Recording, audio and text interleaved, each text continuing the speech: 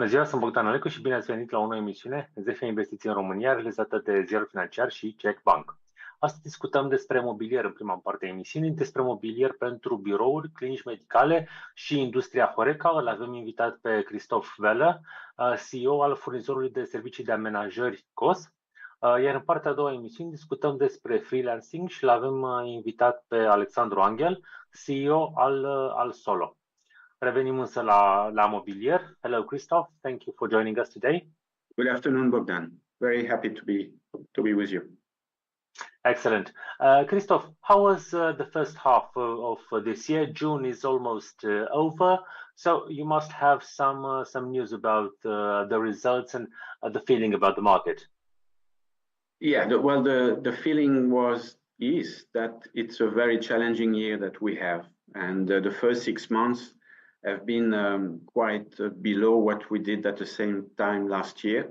I think ourselves, we are about 35% below last year, but we have better hopes for the second part of the year. And at the end, we don't think that the year will be as good as last year, so we anticipate about a 15% decrease. You remember maybe that we did 29 million euros. I think if we reach 25 million euros this year, we should be happy. The dynamics are not good in the real estate. I'm sure you developed on this subject before, and it has a direct impact for us. So lack of new office buildings being delivered, and not only in Bucharest, in Timișoara, Cluj, Iași, we really miss new buildings to be delivered. And therefore there are not many relocations, and when there are, it's a big fight between our competitors and ourselves. So if the revenue is getting lower, it's also profitability, because there is a hard fight for every opportunity. So yeah, it's mostly mostly refurbishments in their current locations, and relocations becoming rare. So at the end, lower turnover on office. So that's the tendency for the first 5-6 months. But again, the pipeline is telling us that the summer will be quite busy, and the end of the year as well, with many opportunities right now in the pipe. In the next 2 months, I think about 10 million euros should be signed on our side. So we're quite optimistic for that. But again, not the same than we were doing before. Will you change your business model for 2024, for 2025? Because also this year, if I'm not mistaken, there's only one new office building, and it's rather small, with just 16,000 square meters. We were used to more than 200,000 square meters every year of new projects. And the pipeline doesn't look very good also for 2025. Maybe after 2026 we will see some changes, but will you change your business model because of this? Well, we will have to do it, because as you said, office buildings not being delivered this year. Well, yeah, 16,000 square meters, very little. Next year should be even more quiet. 25 is really seen as a year where it will be very, very low on real estate, on office real estate. So therefore, moves to new locations will be rare, because not so many spaces are left. So yeah, we announced it before, and we really want to emphasize on new sectors such as hospitality, so hotels, restaurants, and the healthcare. We keep an eye on it, but it's not moving fast, and the opportunities there are numerous, but hard to reach, hard to move. And then the education. On the education, we see some opportunities, mostly in the private sector for us, or public sector sponsored by private companies who are sponsoring to revamp in universities some classrooms. So we see opportunities there for the education. And on the long term, definitely education and hospitality should provide us, as well as healthcare, more business. So business model, let's say we're going to develop ourselves, our sales force, our product offering, in order to address these markets in a wide way. So in that sense, yes. In terms of market coverage, well, we are already present in Cluj, Timișoara, and Iași besides Bucharest in a physical way. So we have a good coverage, and we hope as well in these areas that it will develop as well. You have many hospitals projected. You have many hotels. I think we have about 40 hotels to be built in the country. So it's a lot of potential there that we want to tackle. Not all will be for us, but we definitely need to address this. So thanks to our offices all around the country, plus our product offering, knowledge about fit out, we think we have here a way to develop our business. But will it be easier to do, I don't know, restaurants or hotels in comparison with offices? Will you need more projects? Was it easier to do office than other projects? No, I wouldn't say that. It's similar. You could say in hotels or restaurants, it's in a smaller space. It's in case of the restaurants, it's a lot more design. But there we would work with interior designers, local studios. So we would partner with them, work with them. But in terms of the products, our suppliers, we have many suppliers of furniture from many countries around Europe, Italy, Spain, Poland, France. Floor coverings, we are representing Interface that makes a lot of type of floor covering, including luxury vinyl tile. So we have a lot of solutions that apply to restaurants. So we don't think it will be more difficult. And in terms of fit out as well, it's ventilation, lighting, all this we have already in-house. But the change would be not the change, because we already collaborate with local architectural studios. But here we think that whether it's healthcare, hotels, restaurants, we would partner definitely with architectural studios, and many of them, not only one. So on that sense, it's not so difficult. We know how to source products, we know how to build, and what we have built for offices and can be applied as well for these other environments. We have tested already. We did in the past 2 years. We worked a lot on the children's hospital developed by Dariusz Teviața. On hotels, we worked with Radisson. We did one in Brașov. We do one in Bucharest. So we tested these markets, and we see that we saw what we missed, and we then worked on it, and we see that we can develop further. So, and schools has always been, because we have the solutions. We have different suppliers specialized in school furniture, whether it's primary school or up to higher education, universities, and we have great solutions to provide that would make the education environment very efficient. So we know we have solutions. We have good solutions that would really match the needs for an improvement in all these areas. So we're confident we can do it. What are the trends now in 2024? When someone asks you to put together an office space or a hotel, what are the trends? What do you recommend?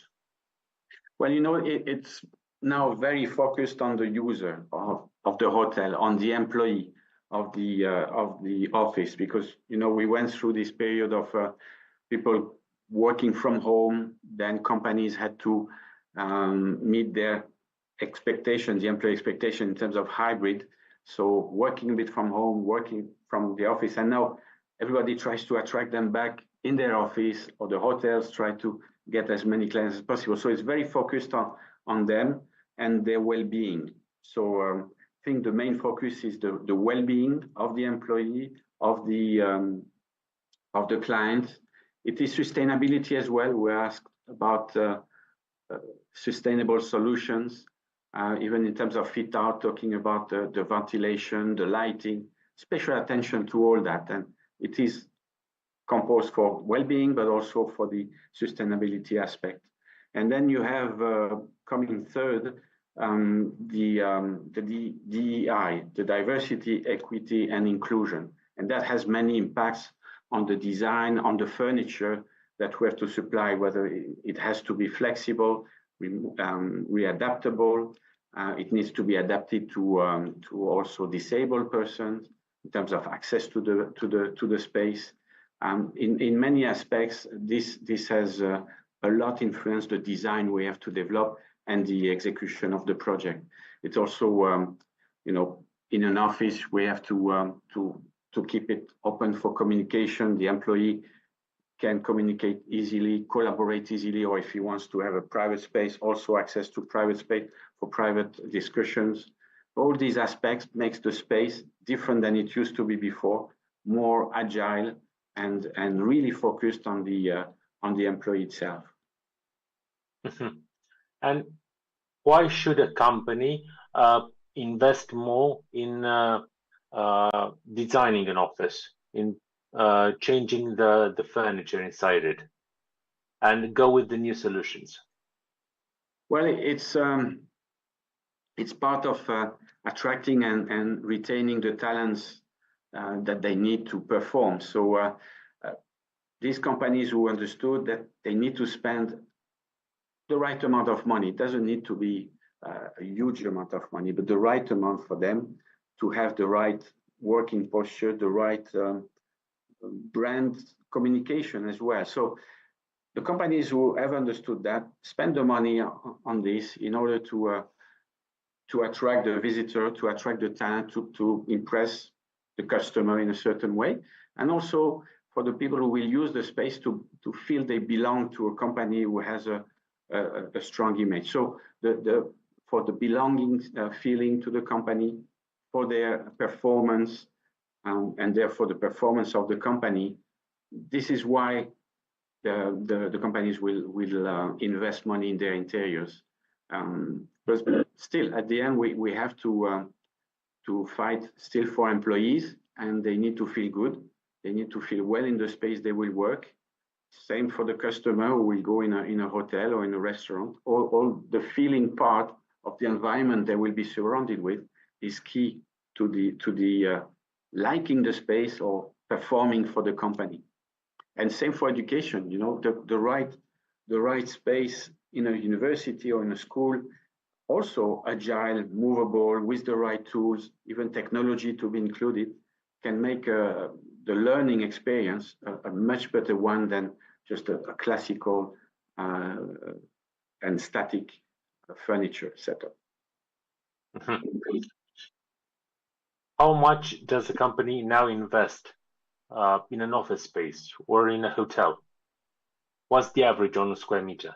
For office, I'm not sure for hotels, honestly, but for office, you're looking now with furniture included. An average is between 700 and 900 euros. If you want premium, you go up to 1,100 euros. This is really rough figures, but we're there, and this is what we see in the current time, and it is an improvement from what we were doing before pandemic. For instance, we see a lot of attention to the office environment that are being built, and okay, it changed a bit. We used to be working a lot with IT companies. It's still for some of them, but a lot of them are shrinking their spaces.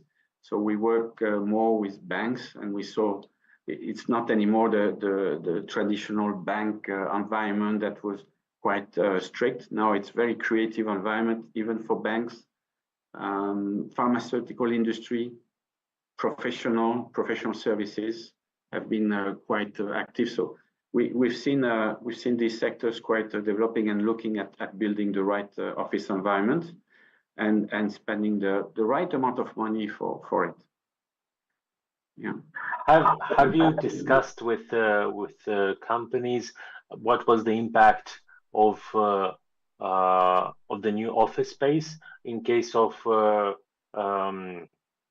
refurbishment, for example, before and after? Did their employees come in a larger number back to work in the office? To be honest, yes, it has improved, but not to the scale of the expectations that was. Nobody came back fully to the office. No company saw all their employees come back. They do a lot of efforts. They do refurbishments. They offer different setups in order to facilitate communications, team building, or sometimes focused work, and in an environment that sometimes remind them they're home, with a lot of sofas, cafeteria. The cafeteria is now like a working space. Doing all these efforts, yes, there has been an improvement. Yes, there has been a degree of satisfaction there, but it's not full. It's still unsatisfactory for the companies, and they're a bit, they're expecting more than that. Sorry. But it is also an impact of the city, because in Bucharest we also have a problem with the traffic. It is indeed, and in Bucharest, if you have your office in the north and the employees live mostly in the south, it is an hour and a half traffic, and it has participated to convince the employers not to ask them to come every day at the office. They had to, and I take our own example. We have this case, so it's understandable, and it's an added factor. But in the regions, it's different, and we're in Cluj, Iași, and Timișoara, and we still see the same problem where, okay, in Bucharest is traffic, in the other regions it's not really, but still they're not coming back all at home, and you cannot say no, because you want to keep your employees. It costs more to lose one and to recruit a new one and to train him, so you do a compromise, and for the moment the employee is winning in a way. So that side has also generated. So whatever you do, you build a beautiful office where they will really be very happy to be in, but still there is this factor, the traffic, and also the fact that some prefer really to go home. And we have ourselves some architects, for instance, and the architects prefer a quiet environment where they don't get disturbed, and that's another argument, and I cannot beat that. I want them to perform, and if they say it's at home, I have to comply. Mm-hmm. But what about the co-working market? You have also two co-working spaces in Bucharest and Cluj. Yeah, it's two co-working spaces, but we call them more R&D centers. So yes, a company can rent these offices. We have 3,000 square meters in Bucharest, 1,000 square meters in Cluj. It's a good business in Cluj. They are 96% full. In Bucharest, we remain with still some empty spaces available. So we'd like to go higher. It's a space that we built not only for rental, because we didn't want to optimize the space and have as many people per square meter. We give a lot of space to our users to really enjoy the experience in our co-work space. But it's also a showroom. This is where we have our headquarters. This is where we show all our capabilities of fit out. So we do it on 3,000 square meters. But it's also, we offer to our prospects, to our clients, the possibility to use this space for a week or two to test the furniture solution, the environment we could build for them, in order to really make sure this is what they want. So there is this, that's why we call it also R&D center, because we do spend time with our clients, and they do spend time using the furniture if they want before buying it. They can do it at their office, but we do offer it in our space as well, and it's quite working well, because the customer really realize how impactful can be this environment, because their employees will use the space for a certain time, and the feedback they will give to them is very impactful on the decision of the customer. So this is why we also wanted that, and I think we're the only one to offer this in our industry, is to be able to test the furniture. 5 or 6 persons, 10 persons, it's okay. We have offices, each of them of 5, 6 persons, and they can really experiment, give feedback, refine their selection, and it's really powerful for us and for the customer. Mm-hmm. And so, yeah, we are very, very happy to have. It was quite an investment, and but we were keen on doing it. Just to give you a figure, I think we spent about 1.2 million euros on these R&D centers. in the furniture? No, and the fit out, Okay. because we took the building shell and core in a way, and we developed it in all aspects, and we designed it and built it up to the furniture to be used. So we're using it. It's our headquarters. But also we have 21 rooms to rent for 5 to 6 persons. We have meeting rooms all equipped with technology. All the rooms can be booked also through special devices to book. So it's all bringing technology. There is a huge conference room where you can host events up to 200 people. So it is a place where you can work, where you can do conferences, where you can do trainings. So it's a multi-purpose space, and we really enjoy it ourselves, but also our clients, and it becomes a real community. And this is also one thing, and it's good for performing for all the companies, is to be feeling part of a community. And where in Cluj we have more than 96% occupancy for a long time, for now, I think 2 years. You can feel the happiness of the employees, because they are 4 or 5 in their own company, but then they are part of a group of 110 people that meet frequently, that eat together, they exchange, it's very rich in terms of interactions, and they are very happy. So we hope to reach that also in Bucharest. It's going to be more challenging. Space is bigger, but we really want to have this. But you said about your R&D centers, but what exactly does it mean to have an R&D department in this sector of the market? What do you research? What do you ask people in the market? Well, for the offices used by our clients, they really want something personalized, fitting their needs, and each need is particular. It's not like you're an IT firm, so this is the setup. You're a bank, this is the setup. No, you work in a certain way. You have employees of a certain type, of a certain mix, and of course, you have an activity that requires more or less interaction, communication, or private work. So we need to understand that at a very deep level. So you have what we call the workplace consultancy phase, and the workplace consultancy phase is where you study very carefully in detail how the company works, and after that you can develop a design. So the workplace consultancy, you develop a kind of space planning, how the departments will be laid out, what items, what furniture will be needed, and then from that you do a design, and that's most of the time with an architectural studio. But the workplace consultancy is something we're keen. And our space, the R&D are made for that, is to understand very deeply the needs of our clients. We do exercises with them. We do make them test the furniture if needed for a while, 1 week, 2 weeks, the chairs, the layout of the furniture, one of the color scheme of the walls. All that is adaptable in order to do this testing. So this is why, research and development, it's a common word, but it's mostly really to research the need of our client, the specific need, personalized need, and then to develop the right solution for it. Do companies have a strategy regarding ESG and sustainability to have, I don't know, to use more wood, for example, or recycled plastic? When it comes to furniture?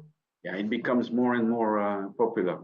I think now the ESG topic is widely spoken in all the companies. We'll have, for the bigger ones, to report on what we do on ESG. So I think it's taken seriously, but also by personal beliefs, I see more and more companies and people involved in ESG action, and not only on environmental friendly. We can see that what they develop in terms of how they deal with their people, their employees, is following the right path and have this social governance in place. So For the environmental, indeed, we more wood, plants in the office.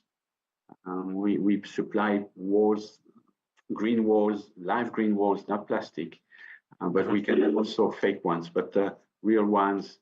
The ventilation, fresh air needed through the space. So these aspects about how you deal with disabled, I mentioned that before.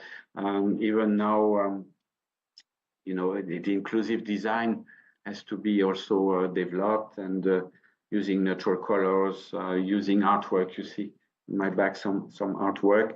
It has to be of different cultures, so it's not hurting the sensibility of certain cultures. So it is a lot of notions now that we 10 years ago was not really taken consideration. But yeah, to come back to ESG, yes, it becomes quite a focus. We are being asked on tenders our mission statement and action on the ESG level, and for that we have, well, it's already 2 years now we're working on this. We're a specific consultant working on that, making sure that we are well structured. We're planning actions towards this, and obviously we have adapted also our offering. So we're very keen on developing the ESG part of our activity, and we're going to report. We're trying to report for this year, so in January 25 to do a first report for 24. But in any case, we'll be reporting for our 2025 year.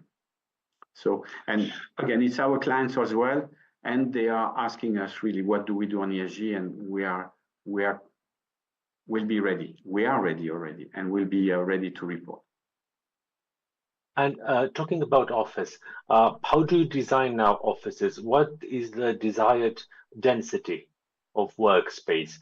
For example, before the pandemic, we were talking about an average 10 to 12 square meters per employee. There were companies that went up to 8 square meters per employee. How is it now? Well, it used to decrease indeed. It was talking about optimization of the space. Also, we built a lot of call centers, and there you were talking about sometimes 6 square meters. But the trend has changed, because the well-being of the person means that he has more space around him. So therefore, there has been a development of the space. Not only the workstation is bigger, it's just when you do the ratio of the space rented per employee becomes bigger, because a lot of collaboration areas have been created, informal and formal, and then also areas for meetings, a lot in the open space. So at the end, you may be at 12 square meters per person on average, but again, that doesn't mean that the desk is bigger. It's just the space square. But what changed is that they are planning the space for less people than they have. So if you have 100 employees, you might, according to what hybrid policy you have, what also frequency otherwise the employees have if they are also on the road and things. So they've calculated that, and they might do only 60 workstations. And really, when you come to the office, you take the space that is available. So you have 100 employees, but you plan only 60 workstations. And if you have people coming, either they go to a desk that is available, because that's a change as well. The desks are not dedicated anymore. It's okay, unless your activity requires so, but the company plans as much as possible non-dedicated desk, and then do a rotation. So that has limited the overall space, limited the number of workstations in it, but it didn't necessarily decrease the number of employees you have. Is the hotel market the next step for you to expand? Can you compensate in any way the decrease in new office through the hotel market? I can't predict that. We will try, and not only hospitality. I really trust that we can do more in the healthcare as well. But the hospitality is the closest to us. It is belonging to the private sector. We see Romania has a lot of potential still to develop on the hospitality. The projects are quite known. It also belongs to big group. There is a research for comfort, for the quality in it. So there are many aspects that tells us, yeah, there is business there. We have already products. We know already who designs them, who builds them, who develops them. So we are in there. So whether will it compensate? Let's hope that offices will not drop so much, and that in 2026, that's the idea. In 2026, we want to be ready for a new increase in offices, and we'll be ready for hotels, for healthcare, for education. So right now, if we look at the next 2 years, will hospitality do the equivalent of what we lose in offices? Maybe not, but we hope so. But we hope to catch business in education and in healthcare that will do compensate, and if not, grow, because we really want to have growth. 24 looks so. As I said, we expect 15% less than last year. 25 doesn't look good, so we'll work hard. And if I say less 15%, I hope not, and we will work hard to indeed compensate with hospitality sector, and then be ready for the other sectors as well. We keep the wish to grow, and we keep also investing in order to be better. That's for sure, even if we anticipate a little hard time in 2024. Do now companies, hospitals, schools want to invest more in their facilities to offer a better environment? Is this the new trend of this period after 2024? Well, it's a trend because they have more and more competition, and in the healthcare, for instance, the public ask for a better healthcare treatment and environment. So the private sectors who are in private sector in healthcare are now seeing that they need to build a hospital, and they need to build it well, and to give well-being in a way to their patients and customers.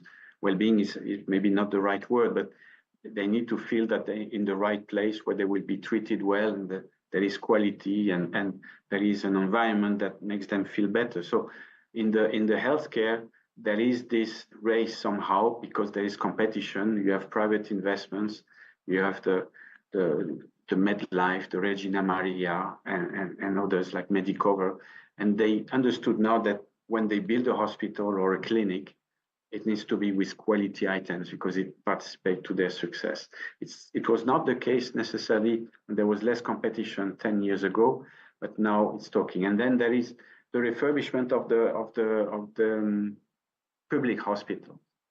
Remain to be seen. There is money there, and there is something to do there. I hope it will look for the quality level to compete against the private sector some.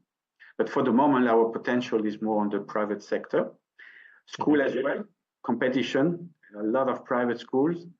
Universities are adjusting themselves. We see, well, it's also the interest of the private companies to help the university to improve their facilities, the environment for the students to also be learning better, or anyway, to be in a better environment. So we see there a potential thanks to the private sector somehow, but one day there will be also improvement of the public sector. But for the moment, focus again on the private sector, because, yeah, competition between the actors of the private sectors have generated this research for better quality environments, and hotels obviously also to have the public coming. We are more demanding when we go to hotels now, and the level of hotels has really increased, and we can see really a wish to create a beautiful and original somehow hotel. So we're very confident that by providing the right solutions with quality items, with the right design, we can really do a hit in these sectors. And I don't forget, for us, I mentioned only 4 sectors, but we're looking also at the industrial sector. Romania is still attractive. They are attractive for the industries to develop, to manufacture. The road network is developing. The countryside is having many sites where it's quite cost effective to develop industries, and big industrial players are coming around cities that we know as well, the Brasov, the Craiova, the Sibiu. It's not new, but right now they're knowing a good increase in the industrial parks, and we're following that up because it's also offering good opportunity. Already, I forgot to mention already, there are many new big industrial sites where even the office, you could think, okay, they invest mostly on the industrial, on the manufacturing tools, but no, the office as well, because they are in cities where, well, they're also fighting for the employees, and they want to offer the proper office environment for the people who go to the office part of the industry, but also the fit out of the cafeteria, the fit out of the shower room, also pay very much attention, lockers, all that, and that's also opportunities for company like us to have an impact. So not forgetting also industrial sector is also a part where we think we can increase business. How? Sorry? How can you increase your business in the industrial sector? Is it because many new projects, industrial projects, also have an office component? Yes, definitely. And we have also products for the industrial part. If they want the right floor covering, we're representing a German brand called Nora, which is ideal for the flooring of an industrial site.